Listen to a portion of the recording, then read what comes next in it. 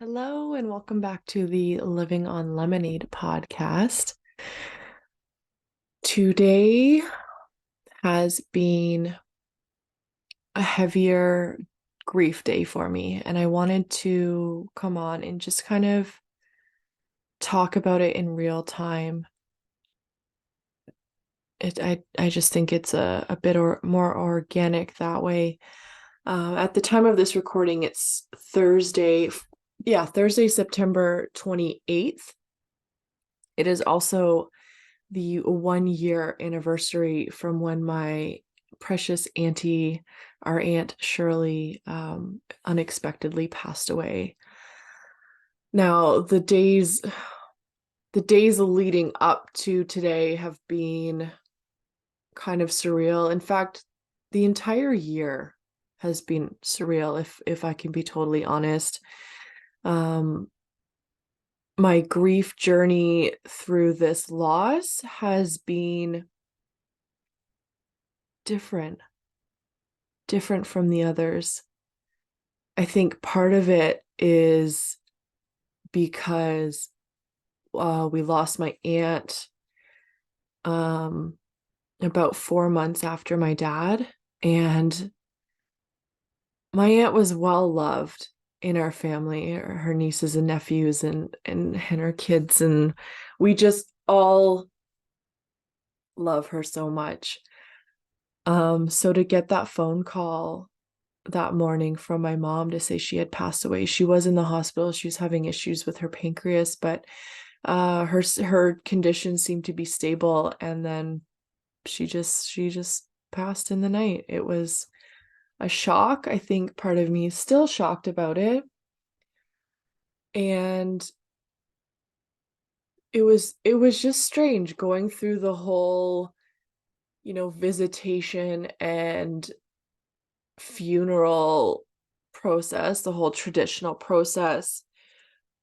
It for the most part helps to give us closure, especially if it's an open casket, which it was, but it just didn't sink in. It didn't matter going to, these events. It I like I was one of the pallbearers, and I still part of me is still in denial. And I just want to talk about this because there's so many different ways to grieve, and ways that, losses are so different. Each loss can be so different, and this one is very unfamiliar to me. And like I was saying, I think part of it was just because my dad had just passed away. We had his celebration of life at the end of mid to late July, and you know, a couple months later, she's gone. Like, that's the last time I saw my Aunt Shirley was at my dad's celebration of life. We didn't get to talk a lot because, I was floating around and thanking people for coming and stuff. And you know how it can be at those things, especially if you're like, the child or one of the close family members. But I look back at that and I just remember her giving me a big hug and saying, "We don't have to like it, Lauren." She had a couple sayings. One of them I have been saying for a few years now because it's been one of my life mantras. And I'm sure she'd been saying it before this, but she started saying it to me specifically in this situation. Um, After my parents separated, it was a rough few years, and I haven't even really dove into that in this podcast, but maybe one day. She used to say when things were particularly difficult and frustrating and sad, and I had a lot of anger after, she used to say, "If you don't laugh, you cry." And it was so true, and it's allowed me it's helped create this awareness around situations that and with my mindfulness practice, I can sometimes separate myself a little bit and see it as more of the the observer than the person like right in the depths of it. Now, obviously that's not always possible, but when I can and I can kind of step back, there's not always, but sometimes, it's sometimes the situation's just so absolutely ridiculous and mind-boggling that you kind of do laugh a little because it's just like, how is this real life? So that's been one of Auntie's words of wisdoms that I've leaned on for years. I think it's even my byline on my private Instagram page. If you don't laugh, you cry. And then after my uncle passed away, her soulmate in November 2019, uh, she started saying, or I noticed it, or she was saying it more to me. She started saying, we don't have to like it. And that really comforted me in those big grief days, because I remember after my uncle died, and it was similar in the sense of like I really was in denial. I went through the funeral process and all of that. I was a pallbearer, but it took me a couple years before I was like, wow, he's gone. Because anytime I was at the house, like the first time I was there, it was so bizarre. And I think people can relate to this. The first time you're at someone's house after, it's like you're just waiting for them to get home, or it's kind of like you make an excuse of like, oh, well, they're at work yet, or they're out doing this. And it just feels like they're just not home yet. And it took a long time of me visiting my aunt to be like, he's not coming back. And it's been a surreal time. And I think with the weight of the grief of losing my dad, I really feel like my body was kind of it was in survival mode. It wasn't kind of, to the point that it was like at emotional and mental capacity. So when Aunt Shirley died, sorry, I'm like super emotional talking about this, but I do want to talk about it because she was really special. At the time that we lost her, everything was so fresh, right? And I just think for me personally, my brain just kind of shut down, and my body did in a sense. And it was just like, I can't even, like, I can't right now. That's really how I felt. It was like, I am at capacity in the wake of losing my dad. I cannot even begin to imagine a life in a world without my Aunt Shirley in it. So I didn't. I was in full denial. They're supporting my family and my cousins. Her three boys are just, I love my cousins and their wives. But beyond that, I was just in a very big state of shock and denial, and it just felt like, oh, well, we've both been busy. Shirley's been busy. I've been busy. We just haven't caught up. Um, and it wasn't long after she passed, it was Thanksgiving weekend, and that was a difficult one, because even if we didn't do something together, we were usually in touch, and I would text her like happy Thanksgiving and stuff like that, and give the boys a hug or whatever if I didn't go over for a quick visit. So holidays were tough in those early days after losing her. And then I spoke about this candidly back in the spring. I think it was one of my first returning podcast episodes after taking a bit of a hiatus, when I was really in the depths of a dark time. Yeah, over the winter with my dad's stuff, seeing it in the auction and all of the things that were surrounding that. um I spoke about how the reality that she was gone hit me over Easter weekend, because when I think of Easter, I think of my aunt, and it was her favorite holiday. And it was the food highlight of my year. And I know I talked about it, so I won't like go too far into that, but it took me several months for it to even really sink in at like in any kind of capacity, and I was down in the area that weekend, and I went to the cemetery and it brought me some comfort. I went to the dollar store and got some stuff, but then since then it's just I've slipped kind of back into this like, oh, she's just busy. It's like, I don't know. I think part of me just can't or doesn't want to accept that she's gone, and in a big way it's put my grief on hold, right? I have waves that hit me, but there's still this sense of like, it can't be real, it can't be real.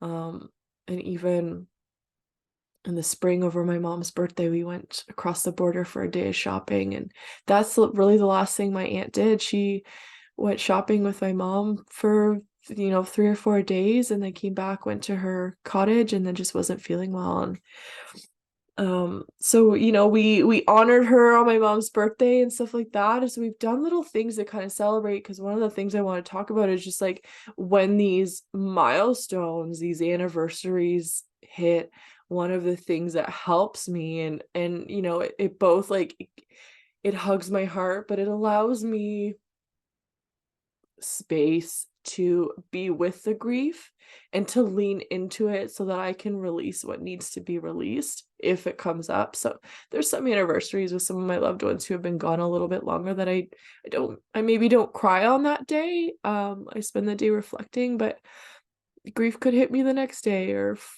5 days later, who knows. It's just that's the beauty of grief. We don't have to like it, right?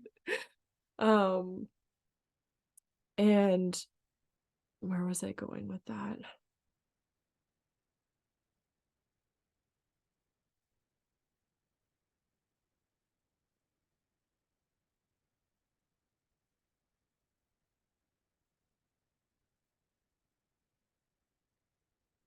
I like to spend the days doing something to honor that person. It makes me feel closer to them. It makes me feel like I always believe that their essence is still alive. I don't believe we cease to exist after we die. I do believe that we still exist in some capacity, but um yeah, it's just like a mindful, I'm gonna take very conscious time from my day to like reflect and celebrate and mourn this person. Today has been tricky for me because I worked nights last night. I work nights tonight. If I were on a day off or had more time between sleeps, because I'm gonna need to lay down like not too long. I'm going to go for a walk. I've been really trying to get 5,000 steps a day, and it's been a very conscious, like, I'm gonna do this commitment.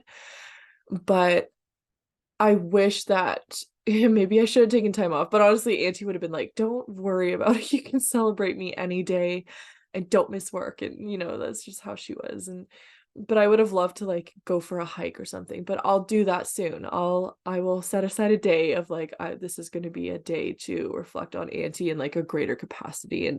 And that's okay if you find yourself feeling guilty that you can't, something's going on and you're not able to, if it's something you like to do or are used to doing and you can't on that day, it's okay.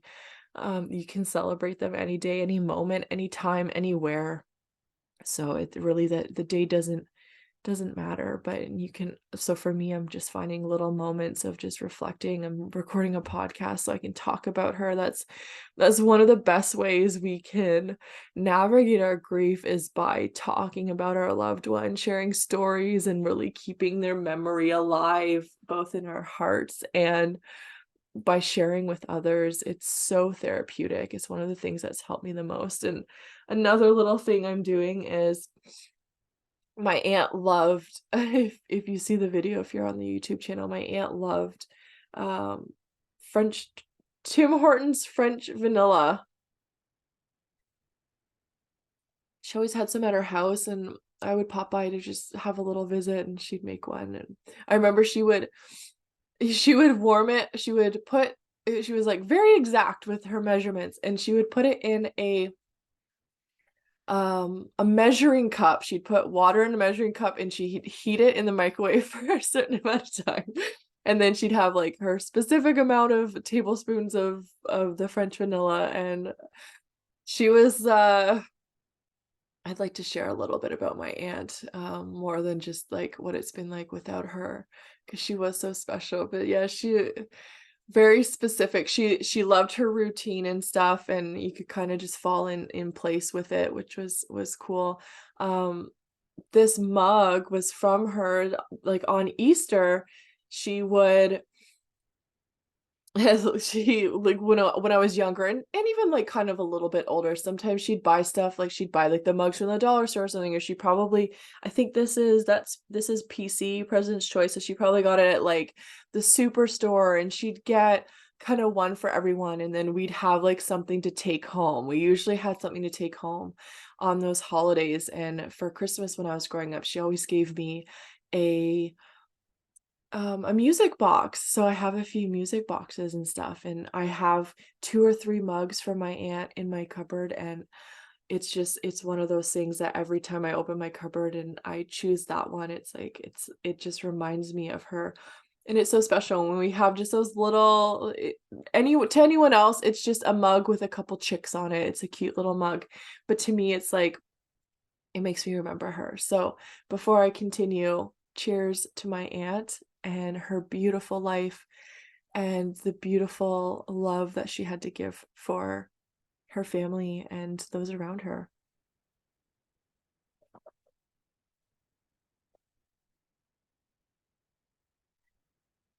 My Aunt Shirley was one of my favorite people. I I grew up loving to be around her. She had a very warm presence about her.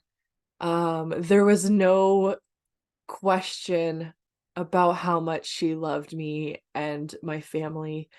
She would host big family gatherings, even like into her later years. She was 80 when she passed away. And she eventually had to kind of downsize because Easter would be like 24 or 25 of us. That's a lot. It's a lot of people to host for Easter. And there were, a couple people kind of help her out. There was one year that I went down and helped her prep her cream puffs like a day or two before. Cream puffs are my Aunt Shirley's cream puffs were the best. It was the food highlight of my year. Like I said, we had the cheesy buns and she taught me how to make cream puffs. So that's another thing I really like when I learn things. If I can learn it from someone, especially like a family member, I would way rather like have an experience and spend an afternoon and learn something with my family member and create a memory around it. I'm very sentimental than just like look it up on YouTube and feel self-sufficient. I would way rather like have that experience. So the fact that I got to learn how to make cream puffs with my Aunt Shirley was so special. Um, and just like every visit was special. I would sometimes call her kind of last minute as I'm passing through, sometimes when my uncle was alive too, and just be like, "Hey, I'm in town. Like, what are you doing?" She's like, "Come over for dinner." And I remember one time it was just like, she's like, "We didn't really have any plans. We're literally just gonna like heat up hot dogs." And I was like, "That's great. I don't even care. You don't have to feed me, but if you want to throw another hot dog in, I'd be happy to eat it. I just want to spend time with you." So I remember having kind of just impromptu dinners with them and a couple hours visit, and she always when I think of her, I see myself like going through her the front door and seeing my uncle there, and just like I can still hear his voice and see him and greeting me and giving me a big hug and hanging out my coat if it's there, and then my aunt kind of rushing in and giving me a big hug and saying something witty. She was very witty and I loved her sense of humor, and she had a bit of like a dark sense of like there was the twinge of dark sense of humor in there too, which I super appreciated because again, if you don't laugh you cry. Find those things to laugh about in like the nonsensical times that are just like beyond comprehension. um and she brought that with like just this beautiful light to her, and she was funny and she was yeah, she was silly. Another thing I'm gonna miss about her is my mom and Darla lives at my mom's. We had kind of shared her. And my aunt would save all of her plastic bags. If you don't live in Ontario, Canada, you probably don't know what I'm talking about, but you can actually buy milk in plastic bags. It's weird. And then the 3 plastic bags of milk come in a plastic bag, like as if there's not enough plastic in the world. Anyway, my aunt would save her like outside plastic bags that the 3 would come in, and she would put them in a Ziploc bag. And anytime my mom or I went over to visit, she would open up the closet by the entry, like when you walk in, and she would hand us, and she called them Darla bags, or she'd sit them by the one chair where we would like, take off our shoes, or I would usually tuck my shoes underneath that chair so it was out of the way so no one tripped on them. But she called them Darla bags, and I'm still like, my mom was just away on vacation, so I was checking in on Darla. I call her Derpa sometimes, so if I say Derpa, I mean Darla. And I was cleaning the litter box, and I got to pull out another Darla bag, and it made me smile, but it also made me sad because there's no more Darla bags from Auntie. But that's just the kind of person she was. She had the most incredible memory, names. Oh my gosh, she and my uncle were such an incredible pair when it comes to like remembering dates and details. My dad was the same. I kind of fall in line with that as well, when I don't have brain fog from like the busy season of work. But my aunt, like, she could remember names of people from, like, my husband Eric. They all grew up in kind of the same area, and my aunt's like talking about his like great uncles, and I don't know, because she's a higher generation, but she knew all the names and nicknames and this story and that story, and he's like, he can't even keep up with her. She just like, the amount of knowledge in her brain and memories and details, and um I miss that about her. And that's one of the things I think many of us miss the most about the people that we lose, is access to that information, those memories and stuff. And that's why I had started a family project, and people keep passing away and I don't get to interview them. So this fall, I'm gonna interview my mom and keep that going. But she and birthday cards, like I was talking earlier in an earlier episode about missing, like, I didn't get to have an auntie birthday card. It was my first birthday without her. She was always the first to have them sent out.